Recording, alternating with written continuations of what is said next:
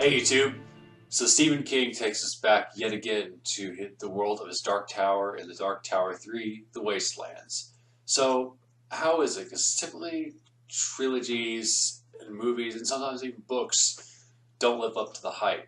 And King masterfully brings about this more of the mid-world. He gives us more of a sense that this is sort of a mid. I mean, it's in the name, mid world. It's in between all these other universes, and essentially all the leftovers from different worlds and places and peoples are dumped into mid world. Because I mean, at the very beginning of the story, we see Roland and his band and his quartet running into these odd machines. This giant mechanical bear and other creatures inside of this forest.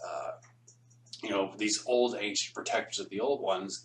And again, Roland is a very interesting character. We see how he struggles with his decision in the first book that revolves around Jake, how he had to how he sacrificed Jake to basically get towards the man in black, and how he regrets this decision, and how it has weighed so heavily on his shoulders, and how it has made him more protective of Odetta and I'm sorry, Susanna and Eddie.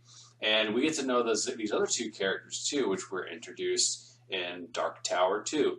Now, Eddie, I think, is a great character. I really like him. I thought his arc was good, and I'm looking forward to seeing where that goes in future sequels. And Odetta, Susanna, she's called three different names because she's got like split personalities. The character hasn't grown on me yet. I think she's kind of annoying. To be honest, I know a lot of people really love this character, and maybe that comes with the future installments. But as it stands right now, I don't think Susanna is all that interesting. In fact, I think she's a cliche. She's a cliche character as what you would expect, and I. As far as the book itself goes, the book itself is a good read. I don't think it's as good as the first two. I didn't enjoy it nearly as much because it has some of King's weaknesses, in my opinion, and it's hard to be like, well, there's weaknesses when this guy is clearly a master.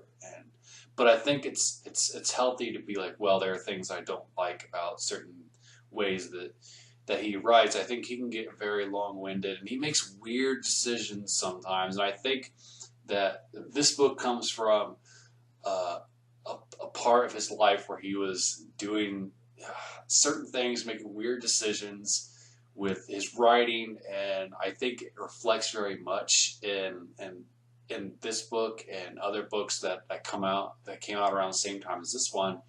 And there are just odd plot points and odd choices in the story and things that characters do that are just really, really out there, and not in a good way. It's just like you just kind of read it and you're like, what the hell? And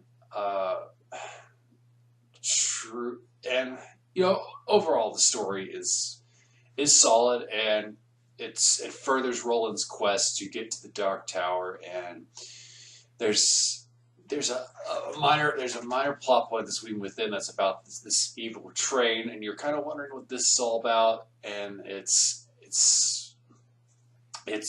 one of the plot points that is very mysterious, and I think is very well done. I like the poem and the little mini story that is woven with it throughout the story, that within the book itself, that refers to this train and how it is integrated later near the end of the book. And I think that those are the two strongest points of the novel: is the beginning, the first 100 pages, and the last 100 pages. Those are just amazing. Like I think I read the last 100 pages in one sitting because I was so integrated into what was going on and wanting to know what was going to happen, and wondering if Flag slash the Man in Black was going to show up. I mean, it's the same deal in the second one, where you feel his presence and the effect he's had on the team, but he doesn't necessarily show up.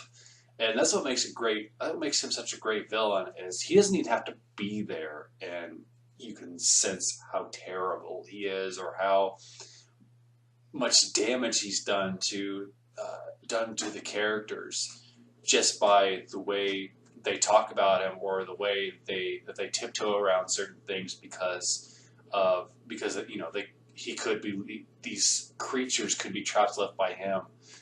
You never know.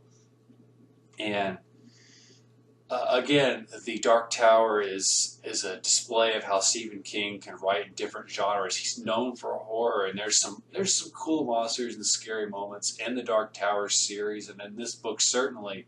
But it's more of a fantasy western adventure. It's more about these characters and how they interact. Some of the best parts is when they're sitting around the campfire just talking, and Roland is who's losing his mind because of this whole time shift and multiverse thing, and their quest to save, maybe even save an alternate version of Jake. And, Jake does appear in this book, and it's interesting to see him brought back into the fold. Whether it's the original Jake or it's a Jake from a different timeline, we don't know.